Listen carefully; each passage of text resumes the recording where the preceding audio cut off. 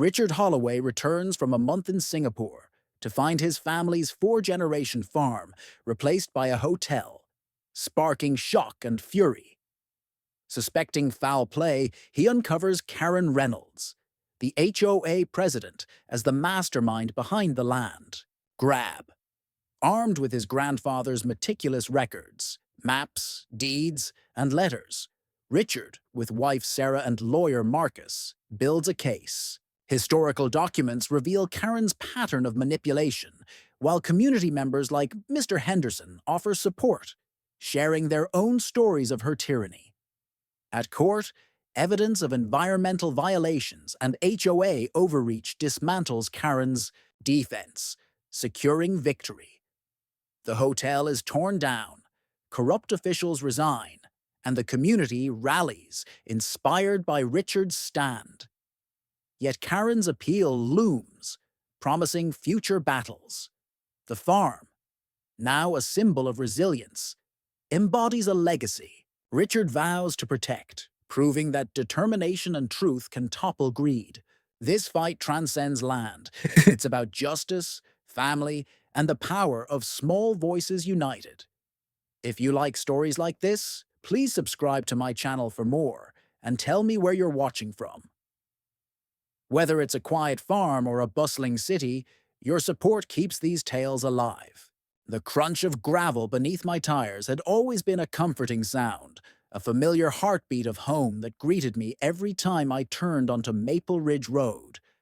It was the sound of my childhood, of lazy summer afternoons chasing fireflies through the golden wheat fields, of my father's weathered hands guiding mine over the tractor's steering wheel. For 4 generations, that gravel had sung the song of my family's farm, a sacred place where roots ran deeper than the tallest oaks. But today, March 5, 2025, that sound felt wrong, like a note struck out of tune, jarring my soul as my silver SUV rounded the final bend. I wasn't prepared for what waited around that corner. My breath caught in my throat, a sharp, painful gasp that burned as I slammed on the brakes, the world tilting beneath me. There it was, a monstrous 3-story hotel, its cold concrete, bulk rising from the earth like some alien invader. Where golden wheat had once danced in the breeze, now stood this gleaming beast, its countless windows staring down at me like 1,000 judgmental eyes. My family's farm, my home, my legacy, it was gone, vanished in the blink of an eye, replaced by manicured lawns, pristine landscaping, and a sprawling parking lot that mocked everything I'd ever known. My hands gripped the steering wheel so tightly my knuckles turned white, as if holding on could somehow anchor me to the past, to the land that had been stolen from me. A wave of nausea rolled through me, hot and bitter, mingling with a rage I didn't know I could feel. How could this happen? I'd only been gone a month, a critical, consulting job in Singapore, a sacrifice I'd made for my family, for Sarah and our future. We'd planned everything, secured every detail. Or so I'd thought.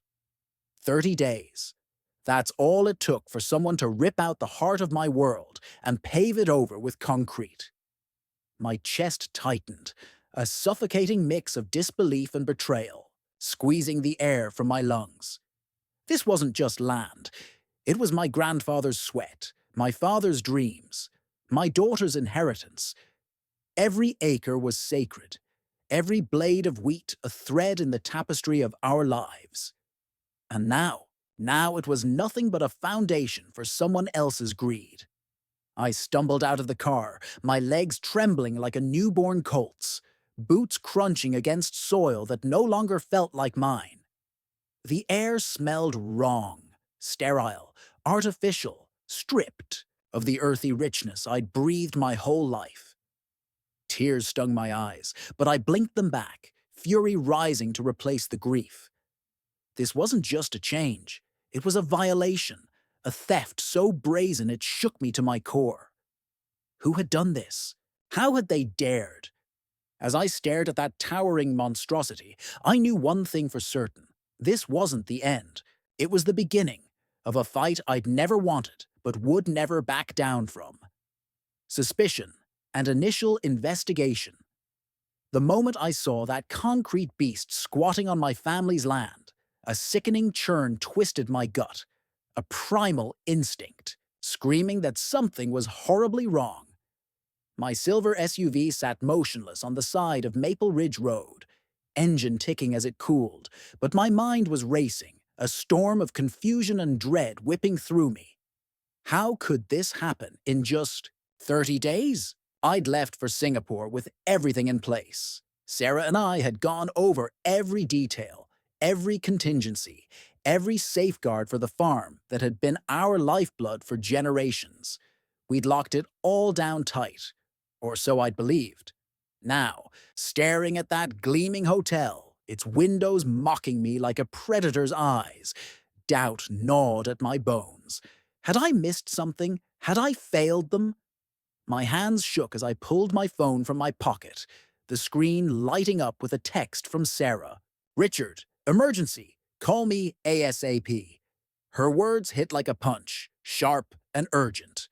But I couldn't tear my eyes from the monstrosity before me. My chest heaved, each breath a struggle against the weight of betrayal pressing down. This wasn't just a mistake. It was too sudden, too precise. Someone had planned this. Someone had waited for me to leave, exploiting my absence like a vulture, circling a dying animal. The thought ignited a slow burn of fury deep inside, a fire I hadn't felt since I was a kid, standing up to bullies on the playground. This was my land, my home, and they'd taken it without a whisper of warning. I stepped closer, boots crunching on what used to be fertile soil, now crushed beneath the weight of progress I'd never signed up for. Each step fueled my resolve, the shock hardening into something sharper: suspicion. Who could pull this off so fast? How had they bypassed us? My mind spun through possibilities, each one darker than the last. I'd been gone a month, yes, but a project this size didn't spring up overnight. Permits, plans, construction crews. This had been brewing, hidden in shadows I hadn't thought to check. The realization stung, bitter and cold, like a slap from a trusted friend. I'd been naive, too wrapped up in my work to see the threat creeping closer. Sarah's text pulsed in my mind, a lifeline I couldn't yet grasp. I needed answers first, needed to understand the scale of this theft before I could face her voice, her fear. The farm wasn't just dirt and wheat, it was us, our story, our future. As I stood there, the wind carrying the faint hum of construction, I vowed to dig deeper. This wasn't over. Whoever had done this had underestimated me, and that was their first mistake. I'd find the truth, no matter how deep it was buried. As I stood there, the cold reality of the hotel sinking into my bones, a name flashed across my mind, like lightning splitting a storm: Karen Reynolds. My stomach twisted, a knot of dread and recognition tightening as I spotted her name emblazoned on the construction sign: Willowbrook Community Development, approved by HOA Board, Project Director Karen Reynolds. It was her, the HOA president, who'd always looked at our farm with thinly veiled disdain, her lips curling into that fake smile she wore like armor. My heart pounded, a drumbeat of anger and memory, as every snide comment, every petty complaint she'd ever made flooded back. She'd hated our unkempt boundaries, our outdated ways, our refusal to bend to her manicured vision of perfection. And now she'd taken it all. I could still see her at those HOA meetings, perched like a queen on her throne, her designer sunglasses glinting as she scribbled notes on her clipboard. She'd send us letters, endless, nitpicking letters, about grass height, fence lines, anything she could latch onto. Each one had felt like a jab, a petty power play I'd brushed off as annoyance. But this? This was no jab. This was a dagger, plunged straight into my family's heart. My fists clenched, nails biting into my palms as the pieces clicked together. Karen hadn't just wanted our land, she'd coveted it, schemed for it, waited for the perfect moment to strike. And I'd handed her that moment on a silver platter by leaving for Singapore. The betrayal burned, a wildfire roaring through me. I'd known she was ambitious, ruthless even, but this was beyond anything I'd imagined. She'd turned our wheat fields into her kingdom, her concrete crown rising where my grandfather's legacy once stood. My throat tightened, a lump of grief and rage I couldn't swallow. How long had she planned this? How many nights had she sat in her pristine office, plotting to erase us? The thought of her smug satisfaction, her heels clicking across what was now her parking lot, made my blood boil. She'd always seen our farm as an inconvenience, a blemish on her perfect little empire, and now she'd wiped it clean. I took a step closer to the sign, its bold letters taunting me, and felt a surge of defiance. Karen thought she'd won, thought she could steamroll over us because we were just farmers, just a family clinging to dirt and dreams. But she didn't know me. She didn't know the fire she'd lit, the fight she'd awakened. My eyes narrowed, a steely resolve settling over me like armor. This wasn't just about land anymore. It was personal. Karen Reynolds had made an enemy, and I'd make damn sure she regretted it. The war was just beginning, and I'd fight with everything I had. Historical evidence. The barn smelled of dust and memory, a sanctuary of weathered wood and quiet secrets that had stood sentinel over my family's farm for decades. Sunlight slipped through the slats, catching specks of dust that danced like ghosts of the past as I pulled open the rusty file cabinet. My fingers trembled, not from cold, but from a bone-deep anticipation as I lifted out a stack of yellow documents. My grandfather's legacy, preserved in faded ink and fragile paper. Each one was a piece of him, a whisper of the man who'd taught me that land wasn't just soil, it was soul. My chest tightened, a swell of pride and grief crashing together as I spread the papers across the workbench, their creases telling stories I'd only half understood as a boy. The first document stopped my breath. A hand-drawn property map from 1952, its pencil lines intricate and sure, like veins tracing the lifeblood of our farm. My grandfather's handwriting scrawled in the margins, notes about boundary disputes and hard-won victories, his voice echoing through time. Knowledge is your best weapon. I could see him now, his weathered hands pointing to these very pages, his eyes sharp with a wisdom I'd taken for granted. Tears pricked at me, hot and sudden, as I realized he'd known. Somehow, he'd known a fight like this might come. He'd prepared for it, hoarding these papers when most would have tossed them into the wind. That foresight was a gift, a lifeline. I clutched with shaking hands as I sifted through the stack. Old meeting minutes, letters, legal notices. A pattern emerged, dark and insidious. The HOA hadn't just swooped in out of nowhere. They'd been chipping away at our rights for years, a slow erosion I'd never noticed. My stomach churned, a sickening mix of guilt and fury. How had I missed this? A faded envelope slid from the pile, its contents spilling a story of a decades-old land grab stopped in its tracks, proof that someone had fought and won before. My heart raced, a surge of hope igniting through the haze of despair. These weren't just papers. They were weapons, sharp and ready to cut through the lies Karen had built her empire on.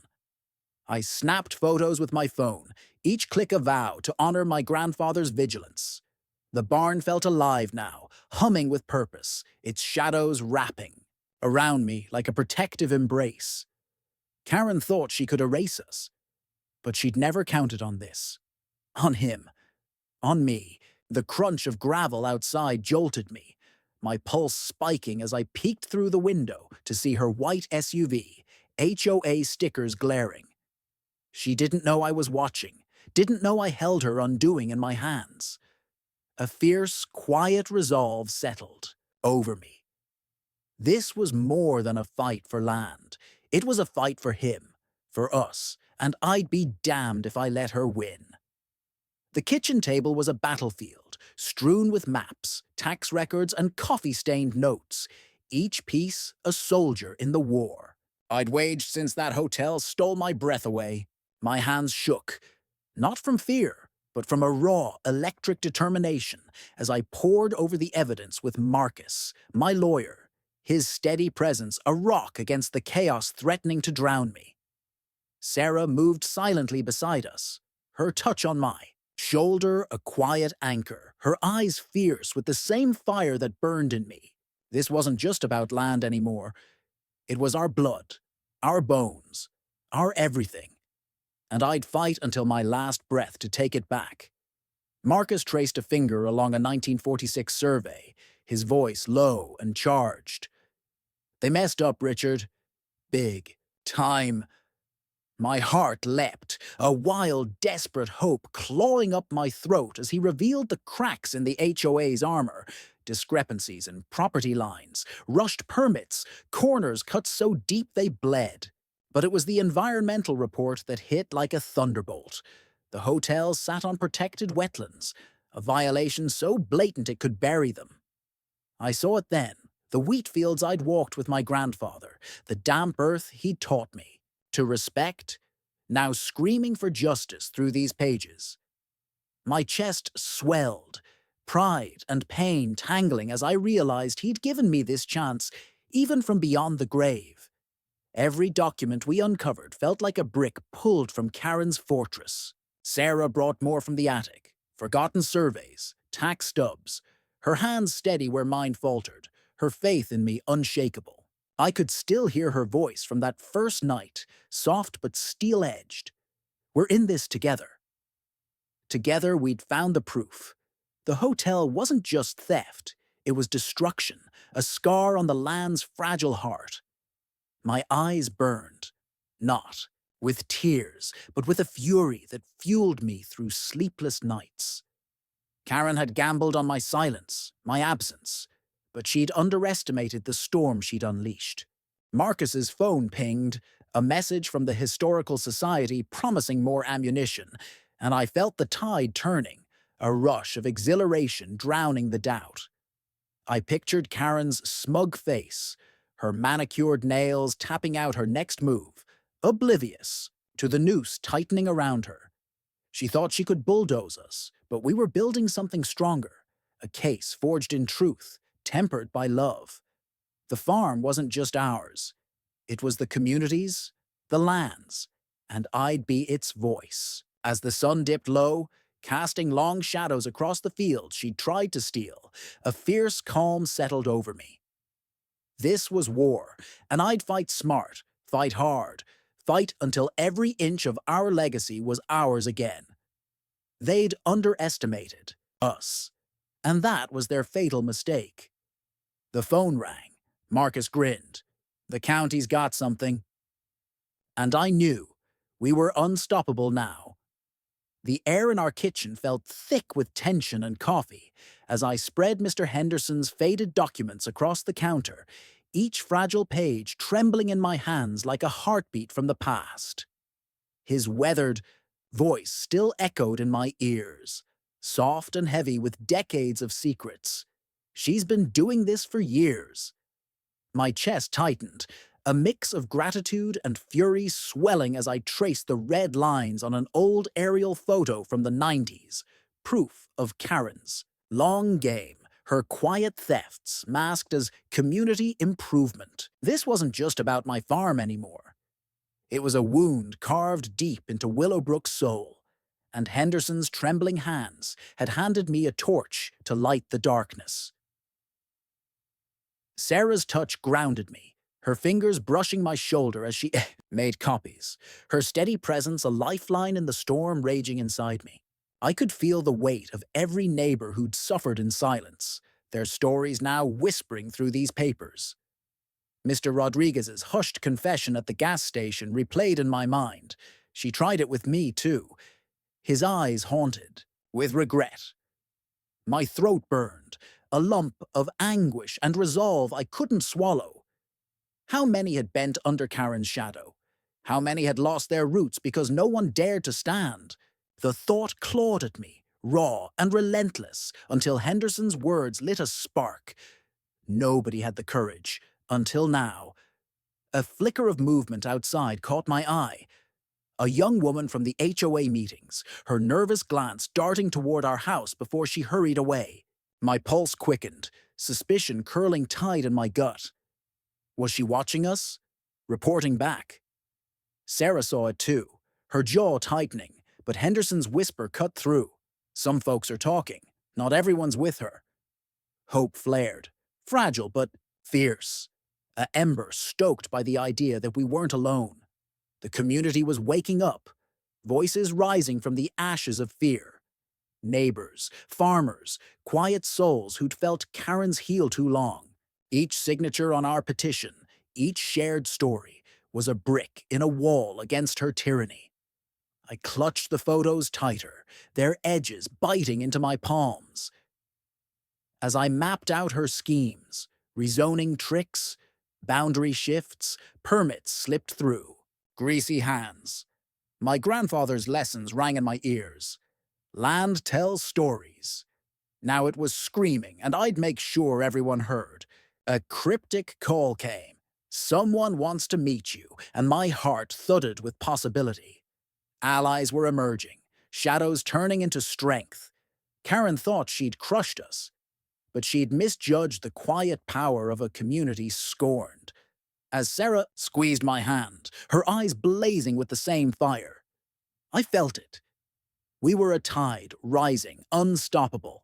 This fight was ours, mine, theirs, and we'd tear her empire down together, brick by bitter brick. The courtroom doors loomed like a gauntlet, and as I stepped through, my hands shook, not from fear, but from the weight of everything I carried, in that leather briefcase. The wooden benches creaked under the press of bodies. Farmers, neighbors, strangers, each face a mirror of my own tangled hope and dread.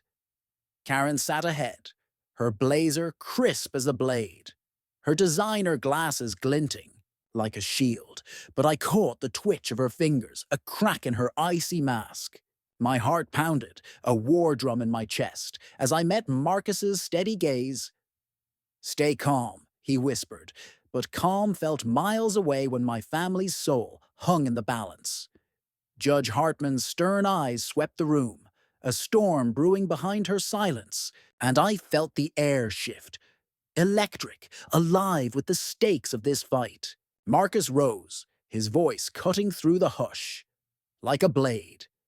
"This is about abuse of power, a theft of legacy." My breath hitched as he laid out our case. Grandfather's maps, covenant clauses, emails dripping with Karen's deceit. Each word was a hammer strike, chipping at her fortress, and I saw her flinch, a flicker of panic she couldn't hide. My fists clenched, nails digging into flesh, as years of her smug superiority flashed before me. Every sneer, every letter, every step she'd taken to erase us. Karen's lawyer sputtered, but the judge's glare silenced him. And when she pinned her with a question, why no environmental study, I saw sweat bead on her brow. Her rehearsed answer rang hollow, and Marcus pounced, unveiling the wetlands. Violation like a thunderclap. The room gasped, a collective breath of shock and vindication, and I felt it. The tide turning, justice clawing free. A board member's shaky testimony broke the silence. She acted alone, and my chest swelled, a surge of triumph laced with exhaustion. This wasn't just my fight anymore. It was theirs, ours. A reckoning for every soul she'd bullied. The hours blurred, witnesses, documents, truths peeling back lies. But every glance from Martha, every nod from Justin, fueled me. Karen's composure cracked, her eyes darting like a trapped animal's, and I savored it, a bitter satisfaction I hadn't known I craved. This was more than land. It was principle, a stand against her reign of arrogance. When Marcus laid the final evidence, a damning permit forgery, my hands stopped trembling, steadied by a fire that had burned since that first gravel crunch. The judge's poker face held, but I felt the shift, a tremor in the air as possibility crackled. Karen's glare burned across the room, hatred and fear warring in her stare. But I met it unflinching. She'd underestimated me, thought I'd fold. Now, as the gavel loomed, I knew. We'd shaken her throne, and it was only the beginning. Walking across the farm felt surreal, my boots sinking into soil that still bore the scars of battle, my hands trembling not from fear, but from a victory so hard-won it felt like a dream. The wheat field stretched before me, tentative green shoots pushing through where that cursed hotel's foundation once scarred the earth. My breath caught, a sob I didn't expect rising as I scooped up a fistful of dirt, cool, alive, ours, again.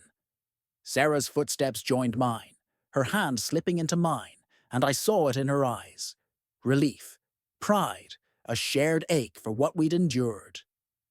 The air smelled of spring and redemption, but beneath it lingered the weight of what we'd fought for, what we'd almost lost. Marcus had been a warrior, his courtroom triumph dismantling Karen's web of lies. 3 council members gone, investigations spiraling like wildfire. My heart swelled, a fierce gratitude for the man who'd seen more than a case, who'd fought for justice as if it were his own. The community had shifted too. Neighbors who'd once ducked their heads now stood tall, their voices rising in coffee shops and gas stations, stories of Karen's tyranny spilling free. My throat tightened, a rush of awe and responsibility crashing over me. We'd sparked something bigger, a ripple of courage I hadn't dared imagine. The farm wasn't just ours. It was theirs, a symbol of defiance blooming from the ashes. But Karen wasn't done. Her courtroom glare, sharp with venom, haunted me, her appeal a shadow on the horizon. My stomach twisted, a flicker of unease cutting through the triumph. She'd hinted at connections, threads we hadn't unraveled, and I felt the old fire flare. Wary, ready. We'd planned for this, counters stacked in Marcus's files, my grandfather's journals, our unshakable shield. I traced their leather spines in my mind, his meticulous notes a lifeline across generations. Tears stung my eyes. A quiet reverence for the man who'd armed me with truth when I didn't even know I'd need it. He'd seen this coming somehow, and I'd never felt him closer. The sunset painted the sky gold, a hawk circling overhead, like a guardian of our hard-won peace. Sarah's grip tightened, her whisper soft but fierce. We did it. But we both knew the real work stretched ahead. Rebuilding, guarding, ensuring no one else faced this alone. My chest ached with purpose, a vow etched into every breath. This land was more than dirt. It was a message.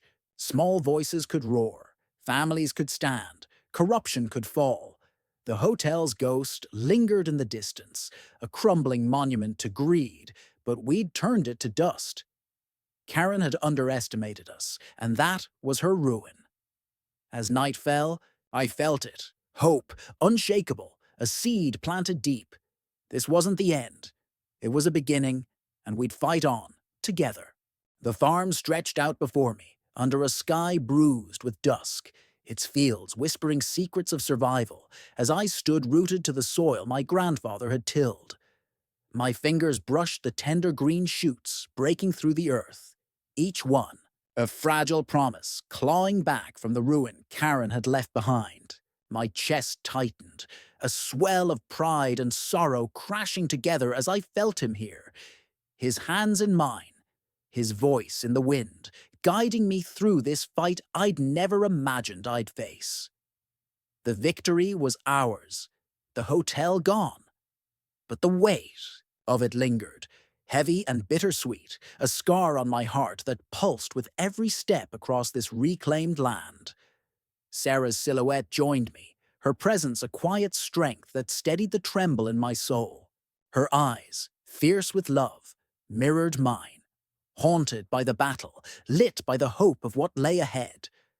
We'd won, yes, but Karen's appeal loomed like a storm cloud, her venomous glare from the courtroom etched into my memory. My stomach churned, a flicker of fear I shoved down with a grit born of sleepless nights and unshakable resolve.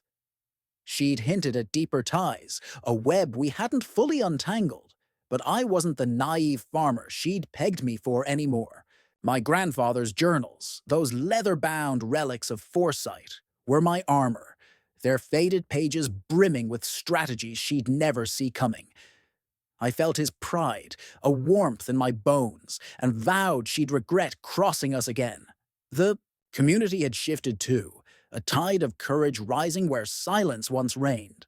Neighbors who'd cowered under Karen's reign now knocked on our door, their stories spilling out like water from a broken dam. My throat burned, a lump of gratitude and duty I couldn't swallow. This wasn't just our fight, it was theirs, a legacy reborn in every voice that dared to speak. The farm wasn't just land, it was a beacon, a testament to what we could do together. I saw Emma's face, our daughter, her quiet strength, as she'd live-streamed the truth. And my heart swelled, painful, proud. This was her future too, and I'd guard it with everything I had.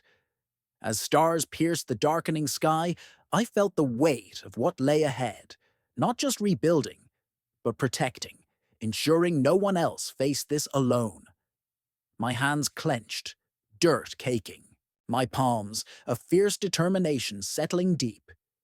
Karen thought she could outlast us, but she didn't know the fire she had lit, the roots she couldn't uproot.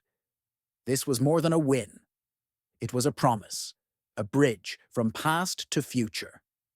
The hawk circled above, a silent vow, and I whispered to the night, "We're not done."